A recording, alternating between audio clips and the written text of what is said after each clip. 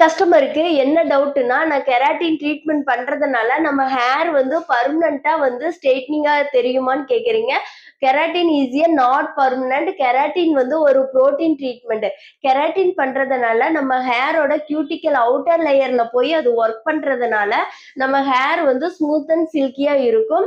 தென் keratin seal பண்றதுனால நமக்கு ஹேரோட second லேயர்ல போய் அது பெனிட்ரேஷன் ஆகிறதுனால நம்ம ஹேர்ல வந்து ஃப்ரீஸ் எல்லாம் கண்ட்ரோல் ஆகும். அன்மேனேஜபிள் ஹேரை வந்து மேனேஜபிள் ஆகும். ஹேரை வந்து ரிப்பேர் பண்ணி தரும். கெராட்டின் ட்ரீட்மெண்ட்ல ஒரு புரோட்டீன் ட்ரீட்மெண்ட்டை வந்து நம்ம அவுட்டர் லேயர் வரைக்கும் போய் அதை சீல் பண்றோம். கெராட்டின் ட்ரீட்மெண்ட்ல இதுதான். எந்த ஒரு கெராட்டின் ட்ரீட்மெண்ட்லயும் வந்து இன்னர் லேயர் வரைக்கும் போய் நம்ம ஹேரோட டெக்ஸ்சரை வந்து சேஞ்ச் பண்ணாது.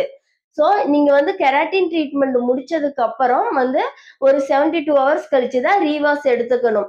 கெராட்டின் ட்ரீட்மெண்ட் முடிச்சதுக்கு அப்புறம் நம்ம குளோரின் வாட்டரோ மெட்டல் வாட்டரோ யூஸ் பண்ணக்கூடாது. தென் நம்ம அதனுடைய ஷாம்பு மாஸ்கே யூஸ் பண்றதுனால நமக்கு கொஞ்சம் லாங் ஸ்டே ஒரு 5 or 6 month வரும்.